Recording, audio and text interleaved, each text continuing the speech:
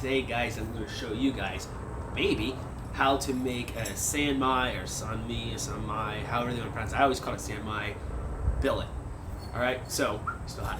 So let me show you guys. So here is the billet. All right. What I have is on the outside pieces. I'm doing more of a sandwich style. There's various ways to do a San Mai. One is to take one piece of like mild steel or whatever type of metal you want, and then you turn it into like a tortilla shell, like a taco. Then you take a hardened piece of steel and you put it in the middle. Another one's to do what I'm doing, which is like a sandwich, mild steel. I'm doing 2 pieces of mild steel with a piece of 1095 in the middle, sandwich it together.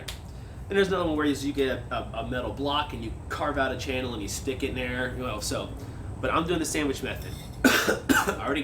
These are it's a 4-inch long piece of mild, 2 pieces of mild steel. It's 4 inches long, and then 1 piece of 1095 directly in the middle. I went ahead and the insides of the mild steel, I went ahead, sanded down, got flat, cleaned them up with some acetone, and then the 1095, I did the same thing, make sure they were flat, sanded them off, cleaned some acetone, and then I'm not great at welding, but I did weld them together. They appear to be structurally sound. So on each of them here, I attempted to weld a handle on there, and that didn't work out so well. So I figured, you know what, whatevs, I'm just gonna go ahead and use the tongs like normal. So things you're gonna need obviously is 2 different types of steels, at least, okay? Anvil, hammer, some kind of tongs. You're gonna need some kind of flux. I use Mule Team, the borax, Mule Team, or was that? Yeah, like 20 Mule Team, detergent. And then obviously an anvil or a forge. Don't forget your safety protection. And the reason why I'm wearing this crazy thing today is because, also you might want to like a long leather or denim jacket or something, apron and gloves. Because the reason I'm wearing this is because when I put the flux on this and we start to hammer it, it's going to splatter everywhere. And I don't feel like getting burned today. So with that, I'm going to get the forge going, and then we'll get the process. Then I'll walk you through the process. Okay, so here's what I've done. I actually went ahead and cleaned the outside of the entire billet again while it was heating up, while the forge was heating up. And I'm sticking the billet inside the forge. I'm going to let that get good and hot, and then I'm going to turn it over 180 degrees and let that side heat up as well, and good and hot. So it's going to be there for probably about a good 5 to 10 minutes. The color we're going to be looking for in this case here is a nice bright orange, I guess, almost to yellow.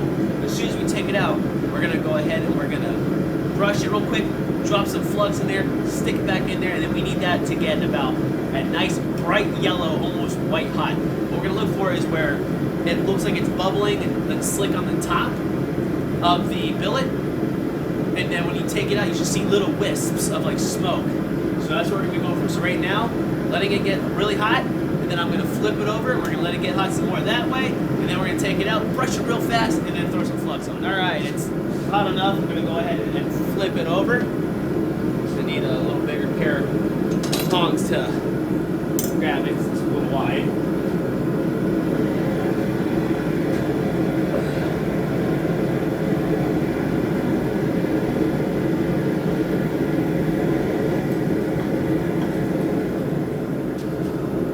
It's sufficiently hot, so now I'm going to take it out. I'm going to brush it, real fast. All we're concerned about is the side, the edges, the sides. Brush it real fast, throw some flux on there, and put it back in the forge. I turn the pressure up on the gas a little bit so we can get good forge welding heat, too.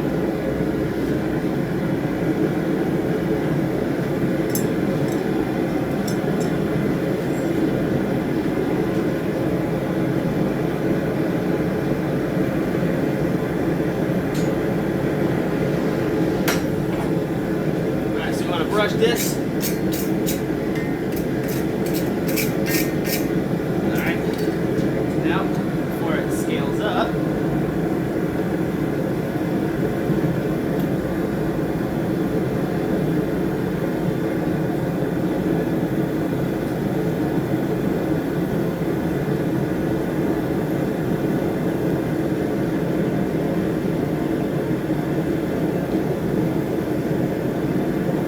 don't need any flux on the top or bottom. We need to just get into the in between the layers here. Back in the forge.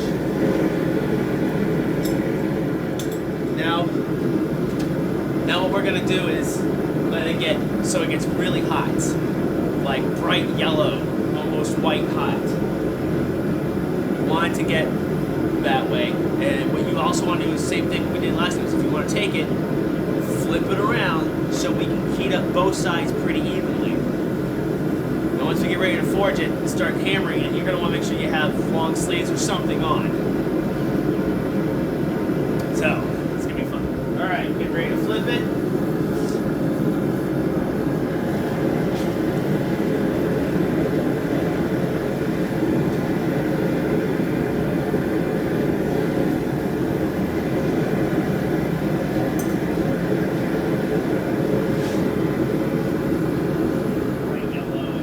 Bubbling like crazy.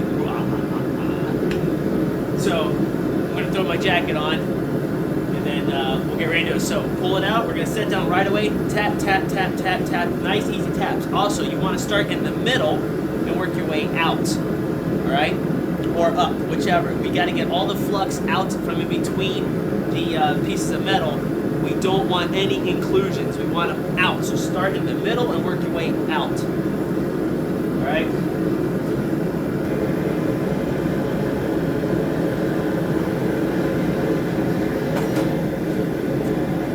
Nice gentle taps. We're just setting the welds. Turn it a little bit so we can get right where I was holding it.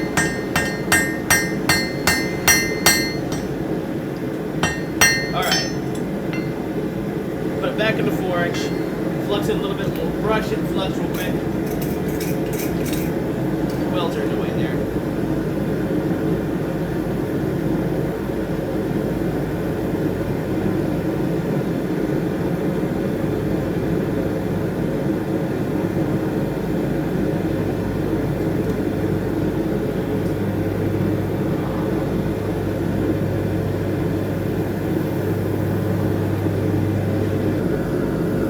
This time, when we go to hammer it, we want to hammer on the other side.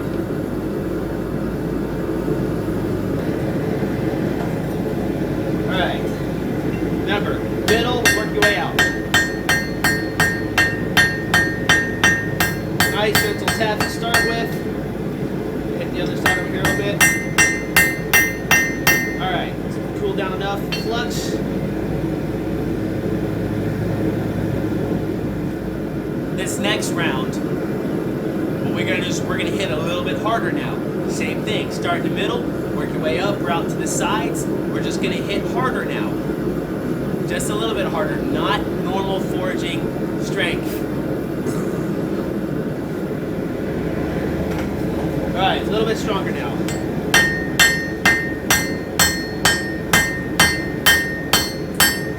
Okay, I'm going to go hammer where I was holding. Alright, flux it, put it back in the fire, and we're going to hammer the other side again. So now, again, we're going to take it out and hammer the side we just hammered. We're going to hammer on the other side. And we're going to do the same kind of strength. After that, we'll brush everything off. Probably do one more flux. I'm an overfluxer. I like the flux. And then regular forging strength. There we go. Remember, start from the inside, work way out. Forge the other side.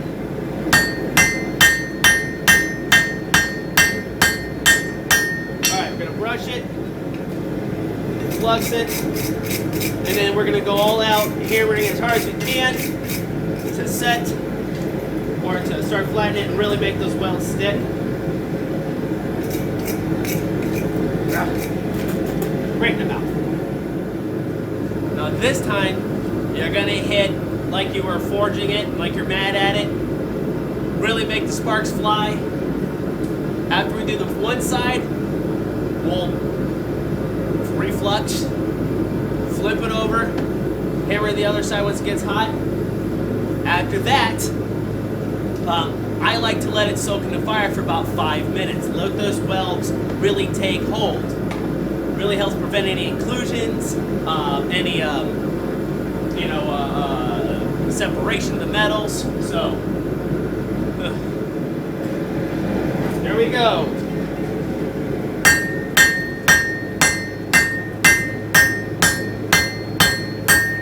So we're holding it.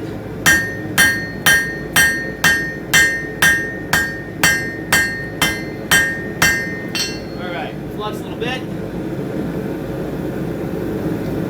And we're gonna do the other side. Okay, now that was fun. All right, now we're gonna do the other side, regular forging strength again. Then after that, I'm gonna let it soak. By soaking, that means just letting it stay in the forge or fire for probably about 5 minutes to really let those welds take hold and set. I think we might be okay. I mean, I am using pretty thick, mild steel. It's 1/4 inch thick. I honestly don't know what I was smoking when I used that. And it's a 16th inch thick 1095 steel. So, but hey, it's whatever. It's more about the process experience, and that's gonna be the knife edge anyways. If and when I turn this into a knife. I might do that tonight. And just so everybody knows, I'm only using one burner right now, and that's hot enough to forge well. So, if you only got a single burner, you're okay. Now, granted, I have the block backed off, and I'm blocking out the front, probably being a little, and I have the gas turned way up, so, but still. There we go. The other side, full hammer strength.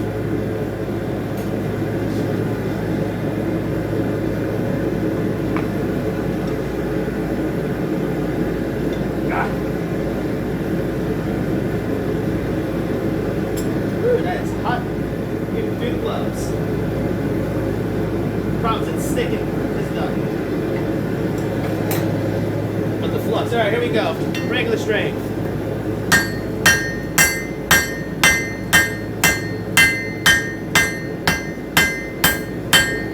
Forge while I was holding it.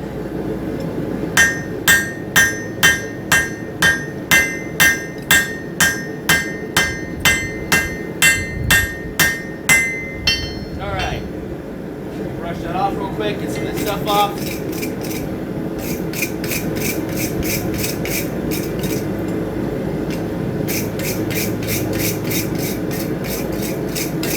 Put it back in the forge for a few minutes. Letting it soak. Pull these down.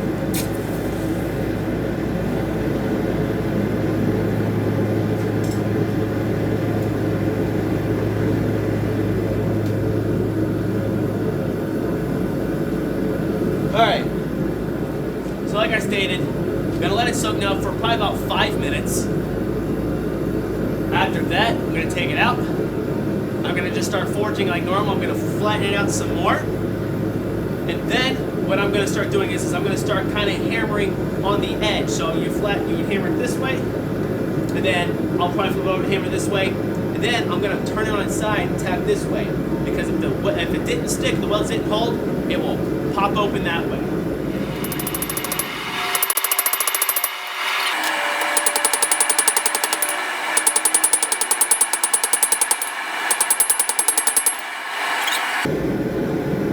Now, next step is I'm going to flip it over, do the sides real quick.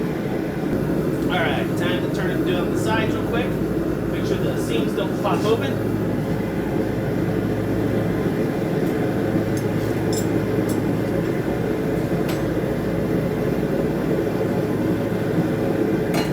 Okay.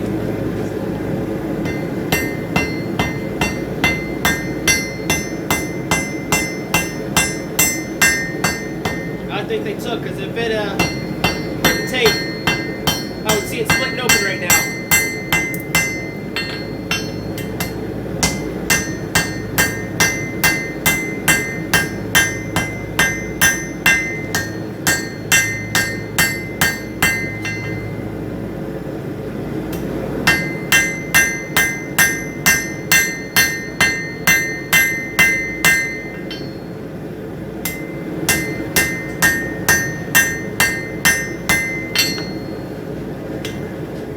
So next, now I'm just gonna kind of lengthen the billet out a little bit, and then after that I'll let it cool, and then I'll grind down the edges all the way around, so I can get like all the welds off and get the seams gone that you can't see, and then we're gonna see from there if we see any inclusions, some separation, stuff like that, and I think we're gonna be okay.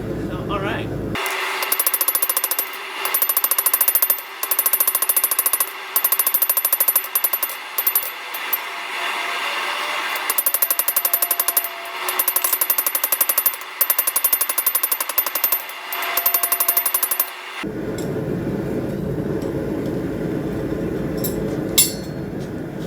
Alright, to lengthen it now, I'm going to just use the peen side and go, if the steel's this way and I hit this way, the steel will lengthen. If I do it this way, it will widen. So.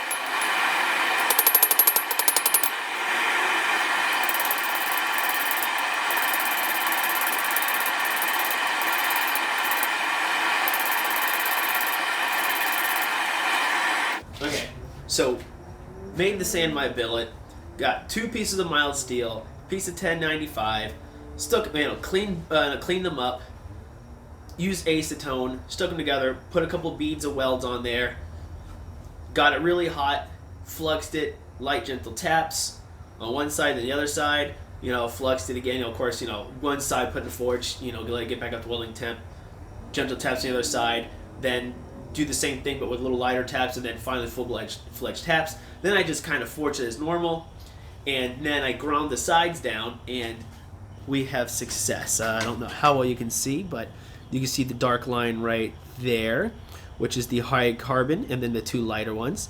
We got no inclusions, no separation, no delaminations, none of that stuff.